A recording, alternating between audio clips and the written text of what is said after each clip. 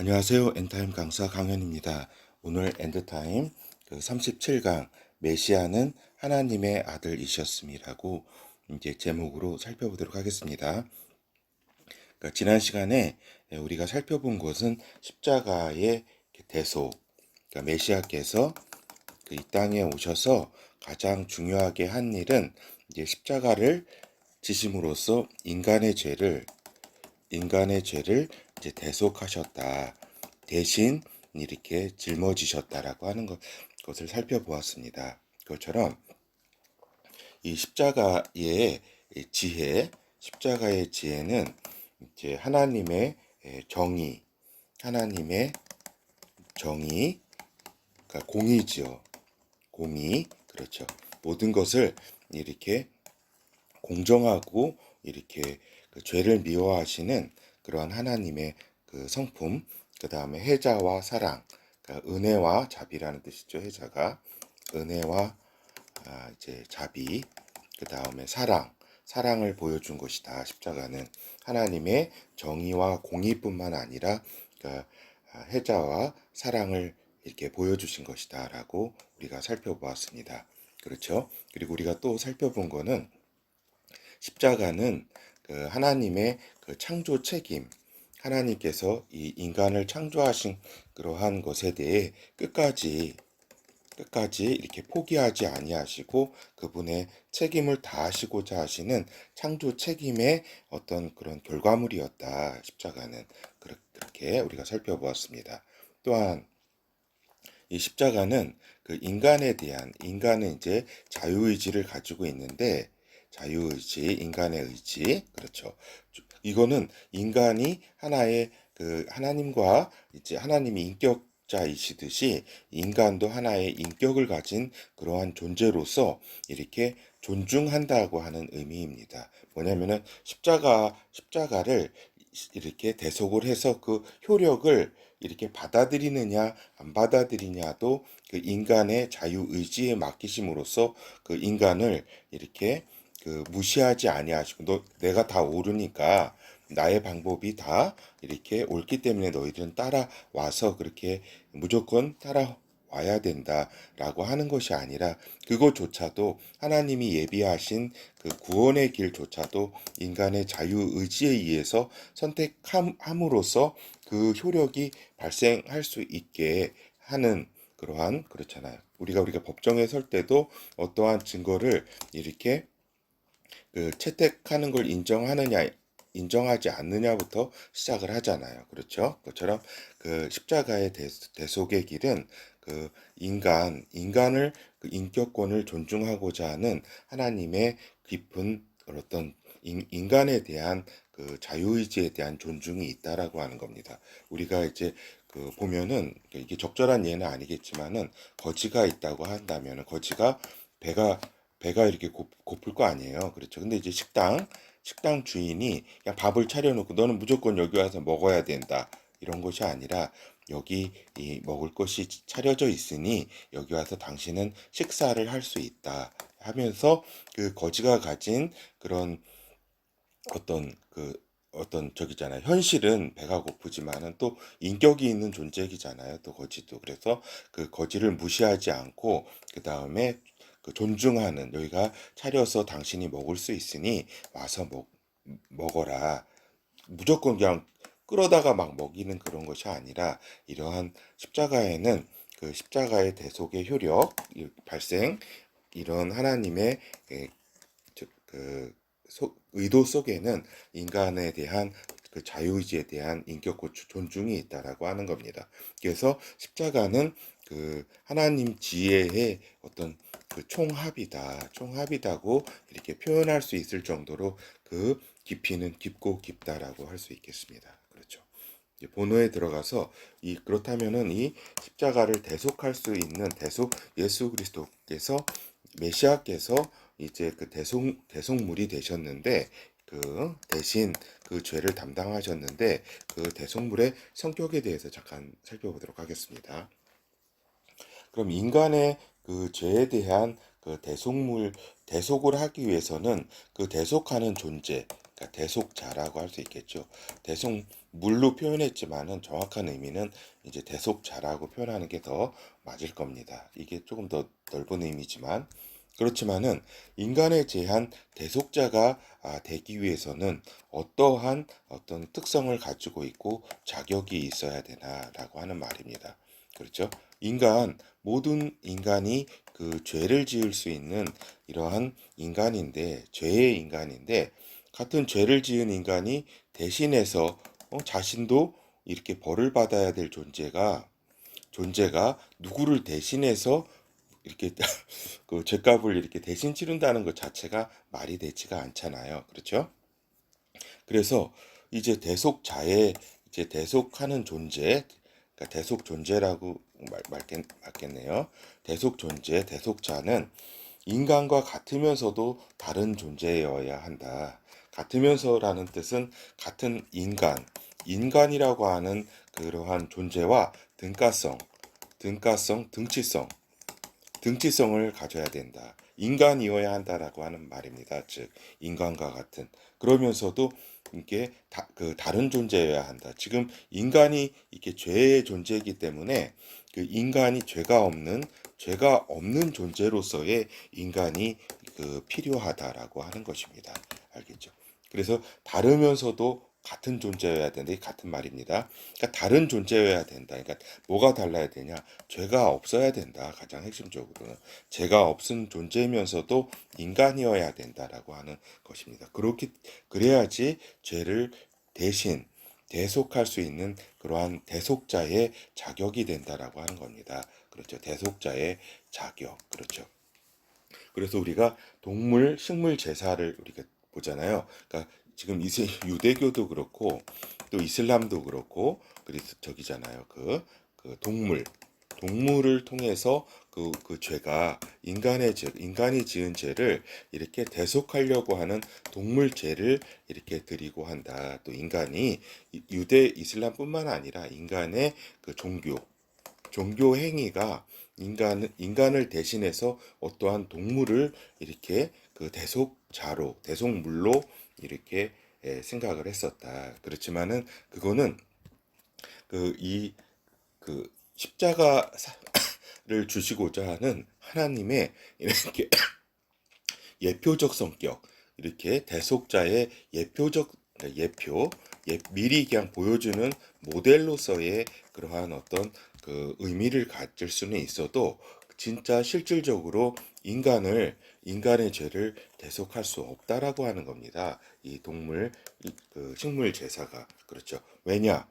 특히 이 동물과 식물이 인간이 또 아닐 뿐만 아니라 인간과 같은 혼의 존재도 아닐 뿐만 아니라 인간은 영의 존재인데 식물 이러한 만물은 이러한 영의 존재가 아니라는 겁니다. 알겠죠? 영의 존재가 아닌 존재가 영의 존재인 인간의 어떤 죄에 대해서 대속할 수 있는 대신 감당할 수 있는 자격이 되지 않는다라고 하는 것입니다. 그렇죠? 그렇다면은 천사가 그러면은 인간의 죄를 대속할 자격이 있는가라고 하는 겁니다. 그렇죠?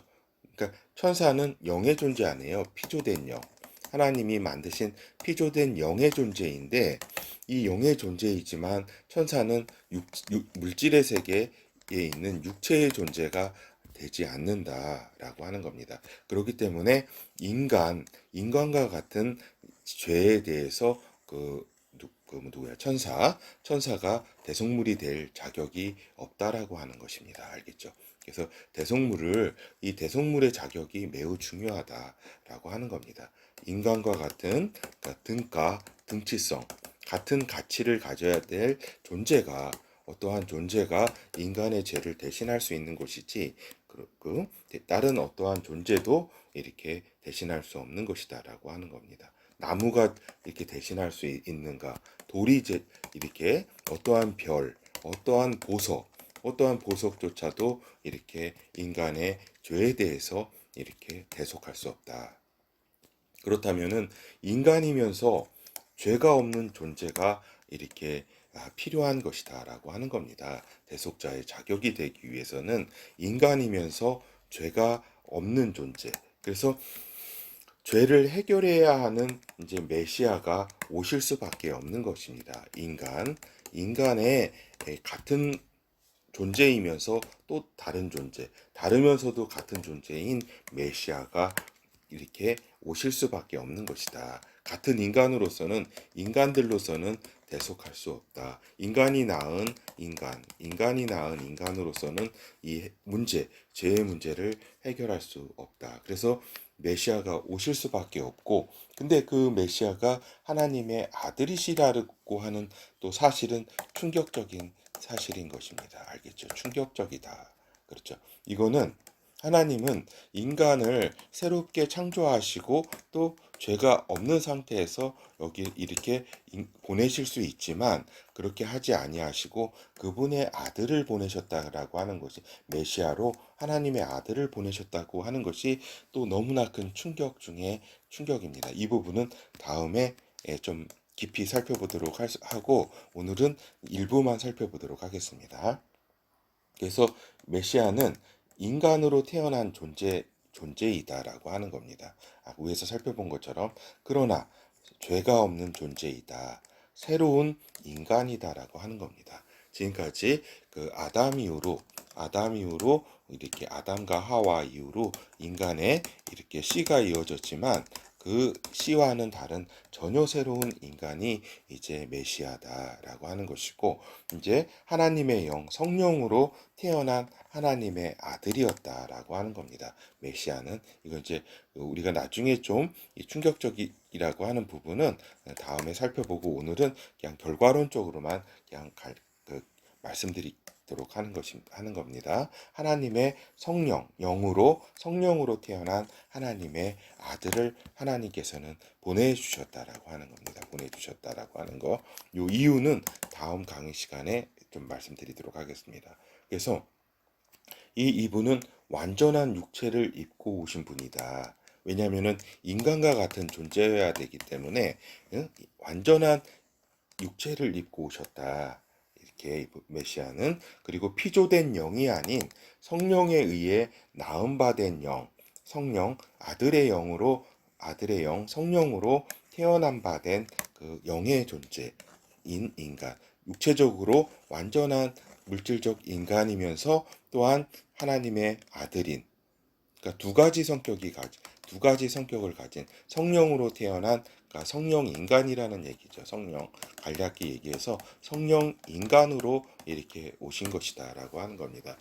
피조된 인간 지금 아담 이후로의 피조된 인간이 아닌 하나님께서 성령으로 낳으신 바 된 성령 인간이 이렇게 오실 수밖에 없었고 또 메시아는 이러한 존재로 하나님은 보내셨다라고 하는 것입니다. 그렇죠. 그래서 우리 결어를 살펴보도록 하겠습니다. 그래서 하나님 아버지께서는 자신의 아들을 대속을 위해 내어 놓으셨다라고 하는 겁니다. 이거는 다음에 좀 깊이 살펴보도록 하겠습니다. 하나님 아버지께서 어떤 새로운 인간을 이렇게 보내주시면서도 하나님의 아들이 아닌 존재를 보내실 수도 있는 능력을 가지셨지만 그분은 그렇게 하지 않으시고 자신의 아들을 새로운 인간으로 이렇게 보내셨다라고 하는 것입니다. 알겠죠? 그러니까 죄와 함께 할 수 없는 하나님께서 죄인된 인간의 문제를 해결하기 위해 자신과 성령 안에서 하나인 자신과 하나님 아버지와 성령 안에서 하나인 존재, 원리티를 이루는 존재, 그 아들을 십자가에 못 박게 하셨다라고 하는 것은 충격 중에 진짜 충격 중에 충격입니다. 그러니까 이 충격은 그러니까 이루 말할 수가 없다라고 하는 것입니다. 단순히 그 메시아가 단순한 그런 존재가 아니라 하나님의 아들이었다라고 하는 사실, 성령 안에서 자신이 낳은 아들로서 자신과 하나 된 존재인 그 존재를 메시아로 보내셨다라고 하는 것 너무나 놀라운 일입니다. 그렇죠. 그러면서 아까도 말씀드린 것처럼 그 아까 얘기한 십자가의 여러 가지 그 의미와 아까 얘기한 정의와 그 은혜와 그 자비, 그 다음에 사랑, 그 다음에 창조 책임, 그 다음에 인간의 인격 주권 존중이라고 하는 그러한 엄청난 십자가 그러한 상황 가운데 이제 자신의 아들을 직접 이렇게 그 대속을 위해서 인간을 위해서 그렇게 내어 놓으셨다고 하는 거는 이거 엄청난 충격이고 이제 십자가 대속은 그리고 이제 말씀드릴 거는 이제 그 인간을 위해서 이렇게 그 저기 하셨다 이렇게 하나님의 아들이 오셨다는 거 놀라운 일이죠. 그렇지만은 또 하나 십자가의 대속은 인간 구원의 길이지만 그렇죠. 인간 구원의 길을 여는 그 하나님께서 마련하신 이제 지혜다라고 이렇게 우리가 같이 살펴보았고 또한 인간 구원만의 목적이 있는 것은 아니다라고 하는 겁니다. 알겠죠? 십자가 대속이 인간 구원이 이렇게 구원의 길을 마련해 주셨다. 그러나 이제 또한 인간 구원만의 목적이 있는 것은 아니다라고 하는 이제 그것이고 그렇다면은 그 십자가 대속의 더 깊은 목적은 무엇인가 하나님의 요거는 다음 시간에 이제 앞으로 차차 살펴보도록 하겠습니다. 그렇죠. 오늘 그래서 정리하건대 이제 그렇죠.